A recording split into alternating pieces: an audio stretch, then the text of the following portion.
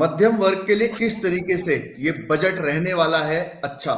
इन्हीं सब बातों को समझने के लिए हमारे साथ जुड़ रहे हैं डॉक्टर मुकुल जैन, जो कि एक इंडिपेंडेंट डायरेक्टर भी हैं और फाइनेंस जगत में पिछले कई वर्षों से अपनी सेवाएं दे रहे हैं।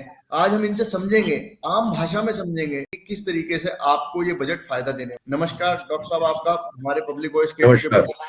नमस्कार नमस्कार। क्या लगता है डॉक्टर साहब, जिस तरीके से आज एक आम आदमी को खुश किया गया है सरकार के द्वारा, इससे आने वाले समय में जो 2047 का विकसित भारत का एक सपना प्रधानमंत्री ने देख रखा है, क्या उसमें बहुत बड़ा योगदान आने वाले समय में जी हाँ, बिल्कुल योगदान मिलेगा। और मैं कहूंगा कि आम आदमी को ही खुश नहीं किया है कि middle class, upper middle class, rich लोगों को भी खुश किया है। सभी को खुश कर दिया है गवर्नमेंट ने। और जैसा कि सब लोगों को अभी तक पता चल चुका है कि भाई इनकम टैक्स के स्लैब्स बहुत बढ़ा दिए हैं, तो उससे काफी फर्क पड़े। और बहुत सारी स्कीम्स भी गवर्नमेंट ने स्टार्ट की हैं, तो सभी स्कीम्स कंट्री को डेवलप करने के लिए बहुत सहायक। जिस तरीके से स्लैब्स की बात अभी आपने करी, क्या लगता है कि जिस तरीके से 12 लाख तक की इनकम को टैक्स फ्री कर दिया है, इसको अगर हम आम भाषा मतलब आप समझाएं कि किस तरीके से एक आम आदमी को इसका फायदा मिल सकता है और क्या है ये पूरा टैक्स का स्लैब, आप एक बार बता। देखिए, जैसे कि हमें मालूम है कि हमारे देश में दो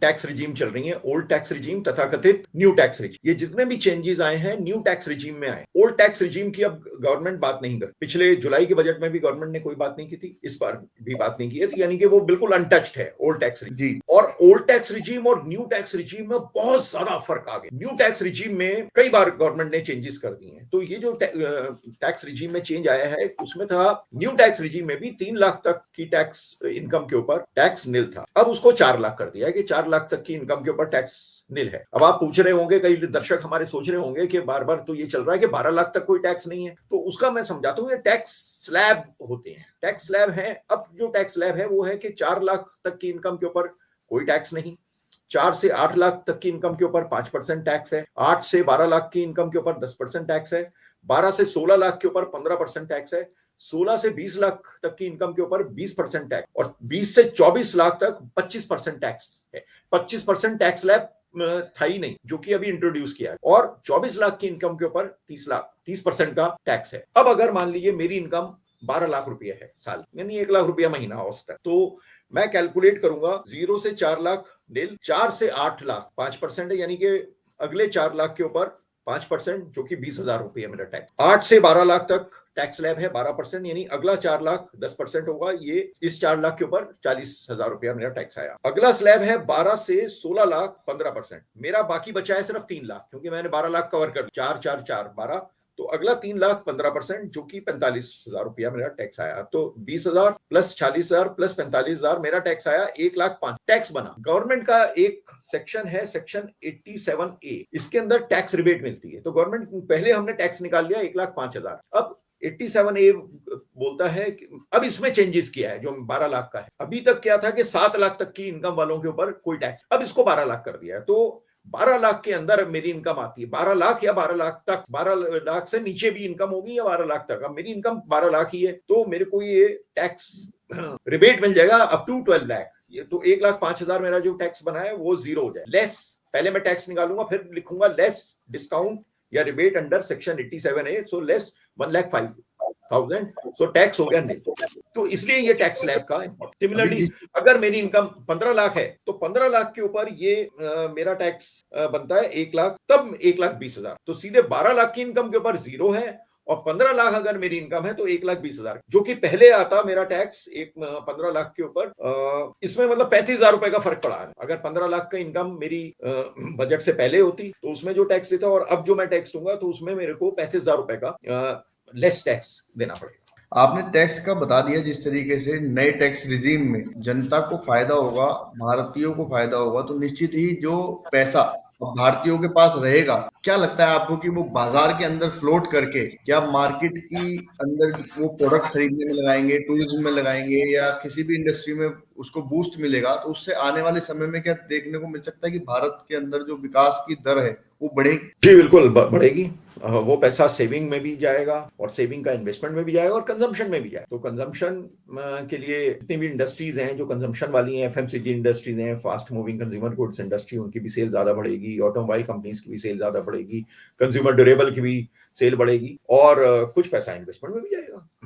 तो ओवरऑल इकोनॉमी का ग्रोथ ही होगा इससे। ऐसा और कोई पॉइंट आपको लगता हो जो बजट में आज हुआ हो जिससे कि आने वाले समय में बहुत बड़ा परिवर्तन हमें देखने को मिल सकता? देखिए, अपने आप में एक बहुत ही बड़ा परिवर्तन किया है गवर्नमेंट ने, बहुत करेज दिखाई है, बहुत ज्यादा हिम्मत दिखाई है इतना जबरदस्त टैक्स स्लैब में चेंज करके। दूसरा, हम पिछले बजट में बात कर रहे थे कि सीनियर सिटीजन्स की मेन इनकम जो होती है, जो रिटायर्ड लोग हैं, सीनियर सिटीजन्स हैं, उनकी मेन इनकम इंटरेस्ट की इनकम होती है। एफडीज में ज्यादातर पैसा लगा हुआ होता है, इंटरेस्ट की इनकम आ रही है। तो उसमें टीडीएस की लिमिट जो थी वो 50,000 थी, जिसको बढ़ा करके अब गवर्नमेंट ने 1 लाख कर दिया। तो जो भी बैंक से अगर उन्हें इंटरेस्ट मिल रहा है, कहीं पोस्ट ऑफिस से इंटरेस्ट मिल रहा है, तो 1 लाख के ऊपर ही उनका टीडीएस कटेगा। तो ये एक बहुत अच्छी बात है। बहुत सारे इस तरह के लोग, उसमें सीनियर सिटीजन्स भी आते हैं और नॉन सीनियर सिटीजन्स भी आते हैं कि रेंटल इनकम भी होती है लोगों। तो रेंटल इनकम में टीडीएस का रूल था कि भाई 2,40,000 से ऊपर आपका रेंट हो गया तो किराएदार आपका टीडीएस काट के देगा। तो अब जिसको 6 लाख रुपया कर दिया, यानी 50,000 रुपए महीने तक के रेंट के ऊपर आपका टीडीएस नहीं कटेगा। अब बाद में जो अगर टैक्स बनता है तो अपनी इनकम टैक्स रिटर्न में फाइल करें। एआई के ऊपर भी बहुत ज्यादा जोर, आर्टिफिशियल इंटेलिजेंस के लिए भी सरकार ने बहुत घोषणाएं की हैं, जिसमें कि सेंटर फॉर एक्सीलेंस एक एजुकेशन बनाने के लिए बात की है। 500 करोड़ का फंड इसके लिए भी अलॉट किया। 500 करोड़। क्या लगता है?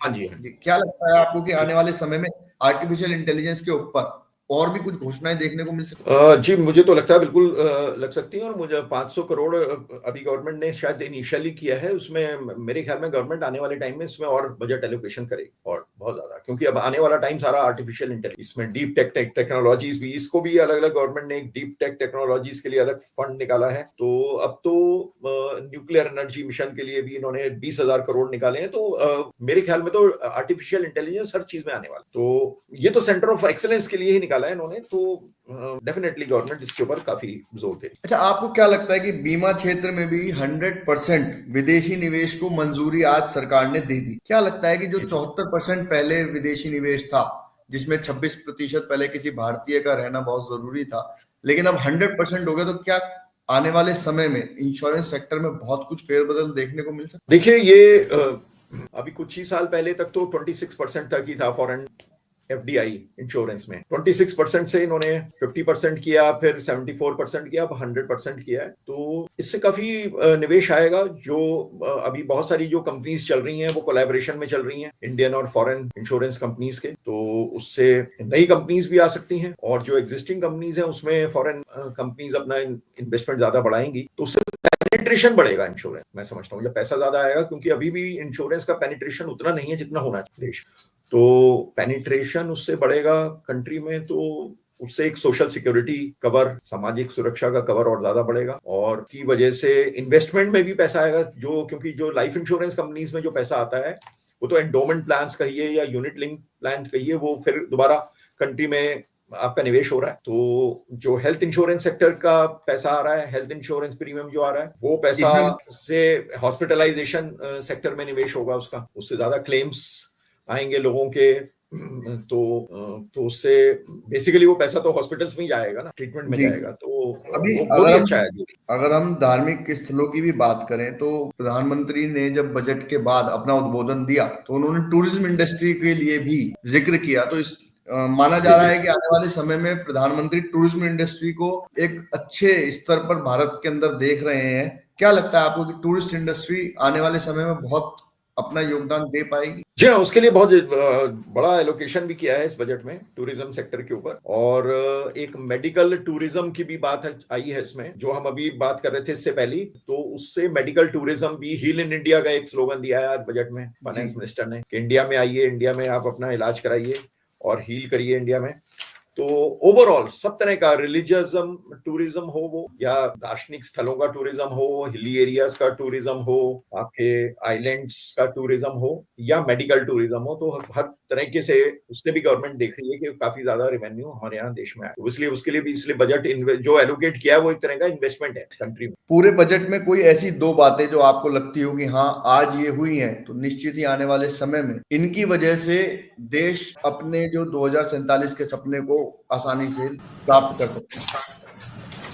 देखिए साहब, मुझे सबसे बड़ी जो बात इसमें जो लगी है ओवरऑल डेवलपमेंट की, हम कहते हैं हमारे देश का जो सूक्ष्म कुटीर मध्यम उद्योग जो है, एमएसएमई जिसे कहते हैं, वो सबसे बड़ा, अगर उसको आप डेवलप करेंगे तो देश में डेवलपमेंट होगा, उसकी वजह से ही रोजगार बढ़ेगा, उसकी वजह से सेल्फ एम्प्लॉयमेंट भी बढ़ता है, स्वरोजगार भी बढ़ता है। उसके लिए एक बहुत बड़ा इन्होंने जो चेंज किया है इस बजट, अभी तक जो था हमारा जो डेफिनेशन था माइक्रो इंडस्ट्री जिसे हम सूक्ष्म उद्योग कहते हैं, कि जिसका इन्वेस्टमेंट प्लांट एंड मशीनरी में 1 करोड़ हो और जिसका टर्नओवर 10 करोड़, तो उसको हम कहते हैं सूक्ष्म। इसको इन्होंने उसकी डेफिनेशन को 1 करोड़ से 2.5 करोड़ कर, 2.5 करोड़ तक आपका प्लांट एंड मशीनरी में इन्वेस्टमेंट हो, और टर्नओवर डबल कर दिया इन्होंने, 5 करोड़ से 10 करोड़। पहले 1 करोड़ और 5 करोड़ था, अब 2.5 करोड़ और 10 करोड़। स्मॉल स्केल इंडस्ट्री में पहले था कि आपका इन्वेस्टमेंट 10 करोड़ होना चाहिए और टर्नओवर 50 करोड़ होना चाहिए, तब आप स्मॉल स्केल इंडस्ट्री, उसके बड़े सारे सब्सिडीज मिलती हैं, उनको लाभ मिलते हैं। अब उसको उन्होंने 25 करोड़ कर दिया प्लांट एंड मशीनरी में, और turnover 100 crore. Medium scale industry में पहले 50 करोड़ प्लांट एंड मशीनरी में था और 250 करोड़ टर्नओवर में था, जिसको 125 करोड़ इन्होंने प्लांट एंड मशीनरी में 5 गुना कर दिया,